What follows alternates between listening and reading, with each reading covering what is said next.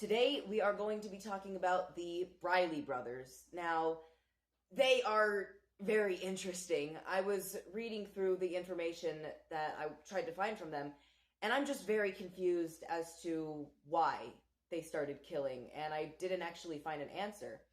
Anyways, the Briley Brothers. The oldest brother is named Linwood. The middle child is named James, and the youngest is named Anthony. Linwood was born March 26, 1954. James was born June 6, 1956, and Anthony was born February 17, 1958. Their parents are named James Briley Sr. and Bertha Briley.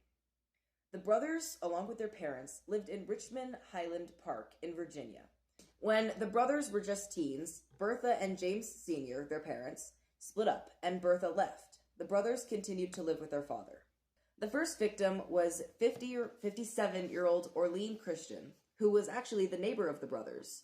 Linwood, the oldest brother, shot and killed the woman through his window with a rifle. The only reason Linwood was caught after the murder was because the family of Orlean noticed that she had a mark on her body that the examiners didn't notice. After a second exam, they found a bullet wound underneath her armpit. When Linwood was interrogated, he initially stated that he accidentally shot her while shooting at squirrels, but then later said, "I heard she had heart problems. She would have died soon anyways." Linwood's attorney had convinced the judge that the shooting was indeed an accident, and he was sent to a reform school 1 year later. James, his younger brother, the middle child, had gone to a juvenile hall shortly after firing upon a police officer. So, yeah, the middle child just, I think, started shooting at police officers. Was it like the same time that the other brother killed that girl?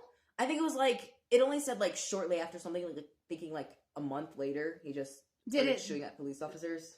So like, why was he shooting at police officers? Were they like chasing? Like, what's that part of the story? I think it said it was like there was some sort of altercation. It gave me like absolutely no detail whatsoever. Oh, wow. Yes. So. All right. And he was a teenager because he went to juvenile hall. Juvenile hall, yes. So, okay. So he was under the age of 18. Under the age of 18, yes. Okay. I believe all of the murders that they committed happened while they were like teenagers. Oh, wow. Something like that. Oh, wow. Okay. Yeah. All right. Now we're going to start talking about their murder spree. So Duncan Eric Meekins, who is, I think, just a friend of the three brothers. Mm-hmm. So him and the three other brothers started their 7-month-long murder spree.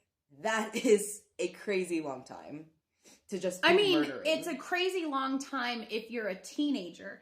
Like, 7 months for teenagers. And with the amount of people that they killed. So there was a lot of people in this 7th-month period. Yes. Because, like some of the serial killers that we've talked about, they've gone on, they've killed like 5 to 10 years. Yeah, but then it's not like, it's not one like person each year. Or not even just that. Like, it'll be like 6 months, they kill somebody, and then like 8 months goes by, they kill somebody else. Or sometimes it's like back to back, but over like a 10-year span. So is that how this one's unique? I believe so. It was, I don't know, everything was in like 7 months. They killed so many people during this time without really being caught. And it was in their neighborhood. They were, did I say that they were born in Virginia? Yeah, you said they were born in Virginia. This was in Virginia, so their home state, and nobody knew what was going on. Yeah. Okay. So let's get on to the first one. March 12th, 1979. So, Linwood knocked on the door of William and Virginia Butcher. He stated that he needed help with his car, but would eventually force his way into their home. The couple was held at gunpoint while Anthony Briley, his younger brother, walked inside. Linwood and Anthony tied up the couple and robbed their house. While they did that, they covered each room with kerosene. As the brothers left, along with Duncan Meekins, they left a lit match on the fuel. So just tried to burn the whole place down. They poured the fuel in every room. Yeah, but you said they tried to burn it down, so what happened? Tried to burn it. Well, here's what happened. Okay. So they left the lit match. Mm-hmm. So William, the owner of the house, managed to free himself from the restraints and free himself and his wife, and they left the burning house. Mm-hmm. They are the only survivors of the Briley murders. So the house burnt down, but they got out. But here's my thing. why didn't they report anything? I looked for it, there's really no sign of any reports or anything. So their house just burned down, and they're the first victims, and they just left. So I'm assuming that after the brothers were locked up, these two people were like, oh yeah, they tried to kill us. So, on to their second murder. Well, technically Linwood's third. So, March 21st, 1979, same year. Michael McDuffie was assaulted and shot and robbed in his home. Okay. So, very limited information on that. I'm assuming they just walked into his house, shot him, robbed him, left. Okay. All right, next one. March 31st, so only 10 days after Michael McDuffie was killed. 10 days after. Linwood shot and killed Edric Alvin Clark over a drug dispute involving Duncan Meekins. Duncan is the other group member that they're traveling with. April 9th, 1979. The brothers followed a 76-year-old woman named Mary Gowen across her town after she was done babysitting. The brothers snuck into her house, beat and robbed her, then shot her. So, alright. Do we have any... What in the world? This woman was 76 years old. 76-year-old. In her town, she was just finished babysitting, and they're just following her around the town. Yes. Goodness. Alright. July 4th, 1979. So, a good amount of time in between. Independence Day. Alright. The three brothers and Duncan witnessed a 17-year-old boy named Christopher Phillips near Linwood's car. The four suspected Christopher of trying to take his car, so they dragged him to a nearby house, took him into the backyard, then they proceeded to beat him and pin him to the ground. Oh, okay. When you say pin him, like two guys were holding him? Three guys. So okay. Three of them were holding him onto the ground. I read this, he's screaming and crying and trying to get help, but nobody can hear him, apparently. Then, Linwood found a cinder block in the backyard and dropped it on Christopher's head, killing him. 17 years old. And he was just standing next to the car. He had absolutely no intentions of taking the car. He was just next to it. Jeez. Yeah. September 14th, 1979. John Harvey Galler was performing with his band at a nightclub and would take breaks from time to time performing to go outside. The group of the killers, all four of the killers, saw John and assaulted him. Here's what happened. He walked outside, they were driving in their car, they saw him, and they decided he was going to be their next victim. So just so random. They put him in the trunk of his own car, drove him to the ruins of a paper mill, which was in the middle of the James River, which is in Virginia. John was taken out of his car and shot in the head. His body was dumped in the river, and $6 was taken from his wallet. His body was found 2 days later. At this time, when his body was found, Linwood was still wearing the ring he stole from John. September 30th, 1979. A 62-year-old nurse named Mary Wilfong was found in her apartment, was followed to her apartment, and was beaten to death right outside of her door. With a baseball bat. The group proceeded to rob her apartment. She's living in an apartment complex, which means people live right next to her. You're hearing a 62-year-old woman getting beaten, or at least you're hearing something, and you're not going to walk outside? You're not going to look through your peephole and check and see what's going on? October 5th, 1979. 2 blocks from the Briley home lived 75-year-old Blanche Page and 59-year-old Charles Garner. Page was bludgeoned to death from the 4 boys, while Garner was assaulted and stabbed with a variety of weapons, including a baseball bat, 5 different knives, a pair of scissors, and a fork.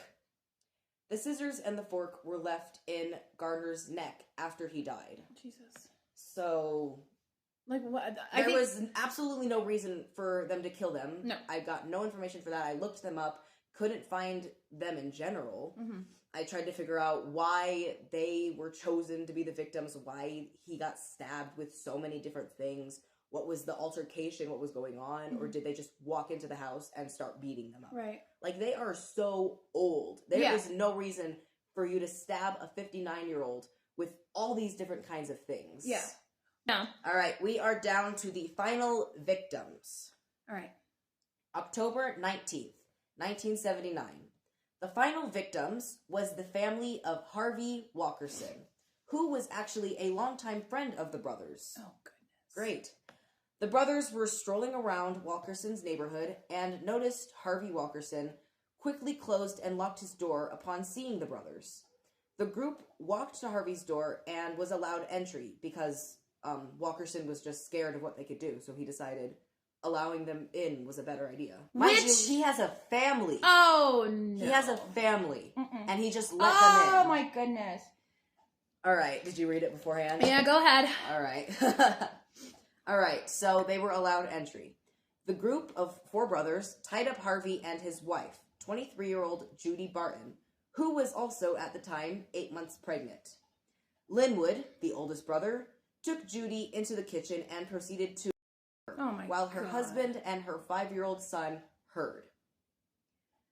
All right. I just cannot. Yes. Meekins, Duncan Meekins, the friend, continued the after Linwood. Judy was then dragged back into the living room where the rest of her family was. Linwood rummaged through the house for anything valuable and then just left the house. The other 3 members, so James, Anthony, and Duncan, covered their soon-to-be victims in white sheets. All right? Meekins then took a pistol and shot Harvey Walkerson in the head. His friend. His friend. Jesus. James then shot Judy Barton, the wife, and then the 5-year-old son was shot shortly after both of his parents were already dead. The sickening part of that right there, which, like, all of it is sick. Like, the first part it's sick is that that's supposed to be your friend. That's, the longtime friend of the brothers. Longtime friend, which means that these guys are, like, they might be 17, but this guy also had a 5-year-old child. And a wife. And so they were older, obviously older. So he was 23, right? Or she was 23. She was 23, so somewhere around that. So he was probably like around the same age or maybe a little bit older, right? So he knew them. He knew them. And the other part that just really just is that this woman is pregnant. 8 months pregnant. And not just that, you killed the parents. And the boy had to watch that before you then executed him. Like, it's disgusting. I was reading it, the first time I ever read it, because I had to read through it a few times. I was reading it, and I was just, I was disgusted at it. Yeah. The fact that she was, in her kitchen while her family heard. While her family heard. And 2 of the guys, right? Both of them. Meekins and Linwood. Yes. You know what really blows my mind about that is, like, you know this man, you know his family, which means that this was not just random. This was not random. You knew them, and you knew that. So, in this area, after the family died, actually, while they were dying, the police was actually patrolling the area, but the bodies were not found until 3 days after they had already died. 3 whole days. Which doesn't surprise me, because you're talking about, and I'm assuming, because, like, there's not enough information. Yeah. I'm assuming that this is, because I haven't done any research on the town that they live in. Yeah. But it's 1976. Yes. So some things were or 1979. There are some things that are probably happening in 1979 as far as, like, politically or something. Some stuff. Maybe. Yeah. And, the fact that this is just a speculation, all right? And the only reason why is because you have these 4 young black men who are in this town in Virginia, and this is just a speculation. It's probably assuming, because I haven't done any research, that it's a predominantly black community. Yes. And all of these people are being murdered in the same year. Same year, like 7 months. Yeah. And nobody is reporting these things. 3 days later, you find out somebody has been murdered, the whole entire family is gone, after the police were already assigned to patrol the area that night. Yeah. So you heard nothing? You heard nothing. Actually, here's the crazy thing that I was reading through. I didn't put it in because I didn't know we were going to get too into it. Mm-hmm. But actually, after the 4 boys murdered the family, it was stated that they were actually running out of the house, and the police patrollers saw them running out of the house. But they didn't go in. And here's my thing. Getting back into that whole 4 black men, stuff like this. Let's be real with it. You're a police officer. You see 4 black guys running. Black guys running from a house. Not trying to say anything, right? Like, it's 1979. It's 1979. Let's be realistic. Anyways, so not saying anything though.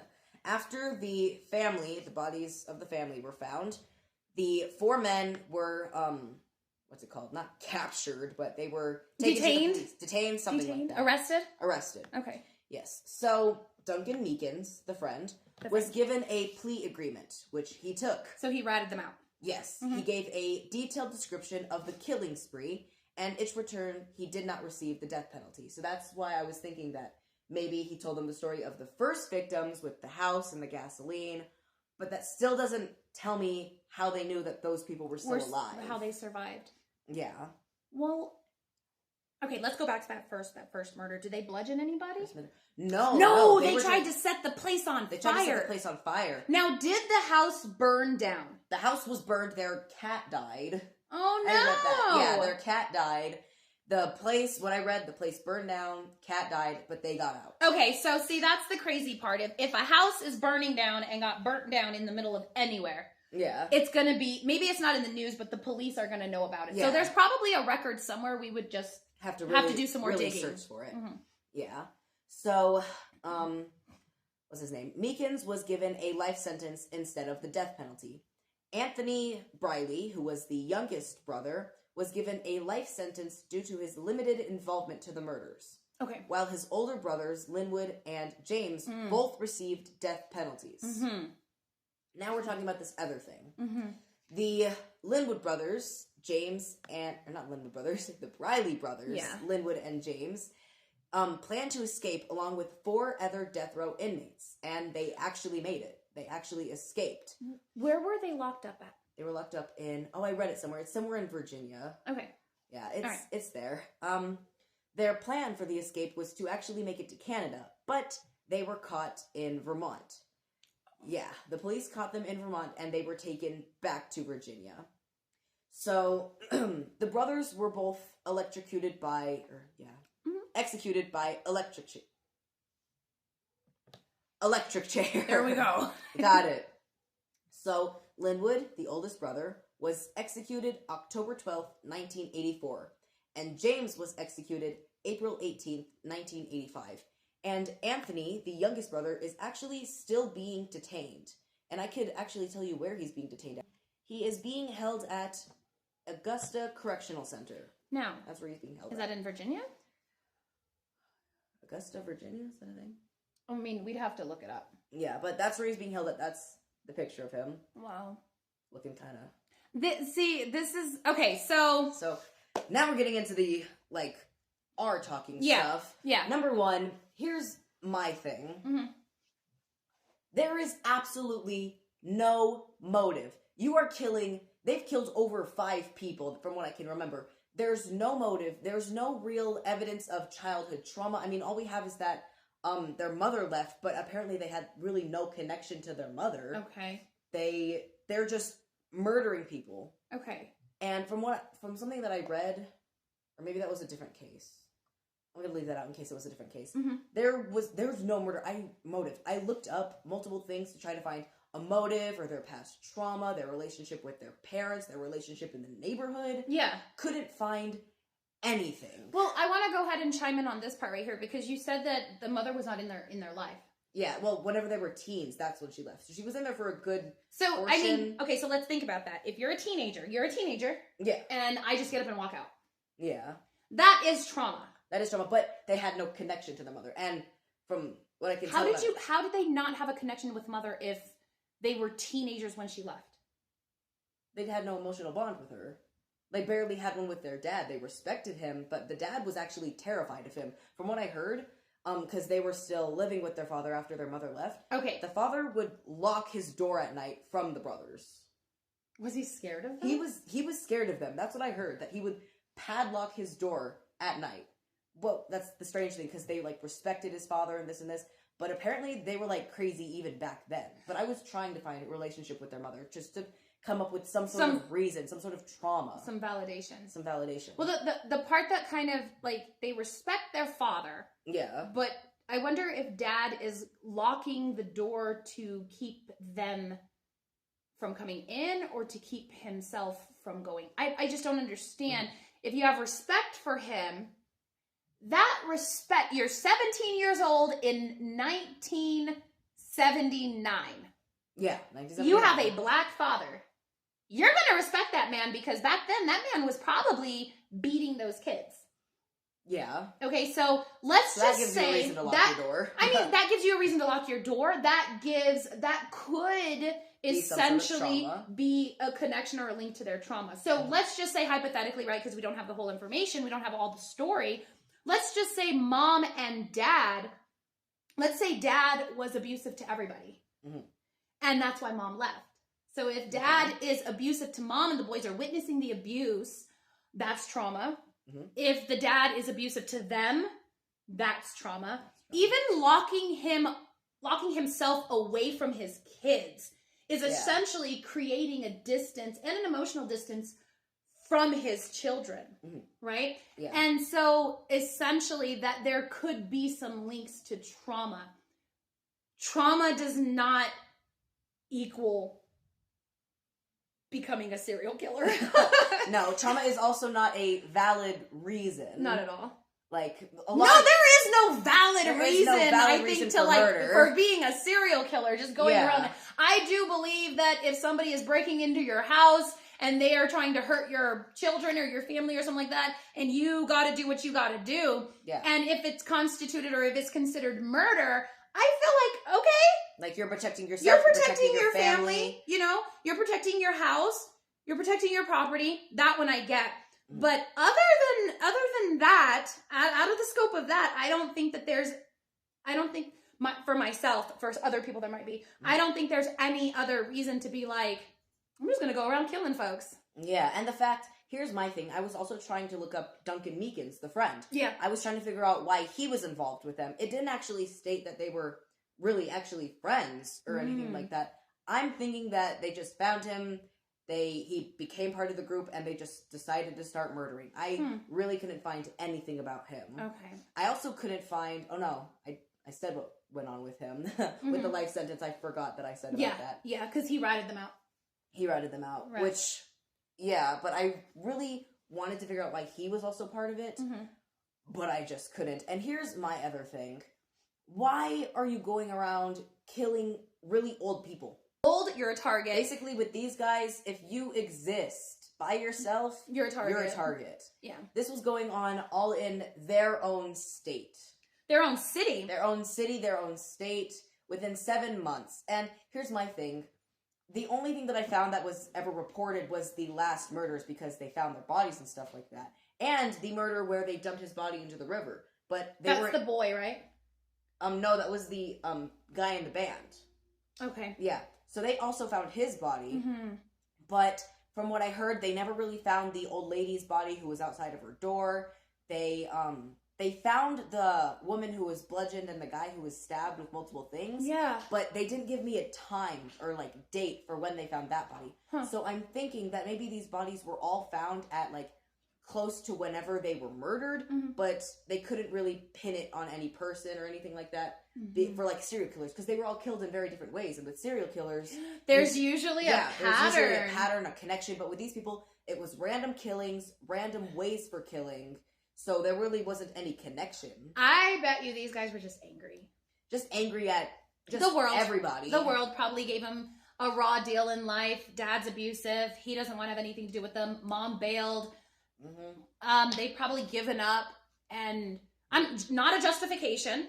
Absolutely not. Right? No. Murder is not justified. Right? But like, there might be a correlation. Between the life that they were living And the crimes they committed. And the crimes that they committed, because you're right, with serial killers, typically there is a pattern. A pattern. You don't go from like, I'm going to beat you and burn your house down to I'm going to stab you in the neck. You know, it doesn't. Yeah, that's very. If I'm very stabbing different. people in the neck, I'm pretty much going to be stabbing people in the neck. Yeah. But yeah, so Yeah. that's a very interesting one.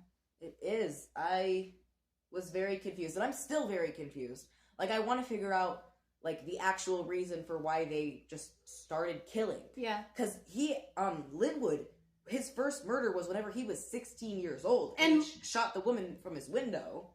16. 16. How? But okay, so here's a question too. Yeah. 1979, you have a gun. Like, your dad doesn't know you have a gun? I don't know. Or maybe You're he took his 16? gun. Maybe it was Maybe his he took gun. his gun. And here's the other thing. I swear to you, either they have no remorse, which they probably don't. But here's the weird thing. With Linwood's first murder, he said that he missed while he was shooting at squirrels. And then later on he said, I heard she had heart problems. She was going to die soon anyways. How do you just change up? At least try to stick to your story. And the fact that he was... Well, here's a question. 1976. How do you... Well, yeah, I could miss a squirrel. I mean, I don't shoot anyways, but I could miss a squirrel. Yeah, but how do you... You think that common sense would tell you, like, if his story was true, don't shoot at squirrels while there's a lady outside of her house? Sure. Common sense would tell you that. Well, if you're in a neighborhood, you shouldn't be shooting at anything anyways. Like, That if too. it's... Well, that was a very interesting story. I do not like the fact that... The missing information? The missing information. I do not like the fact that...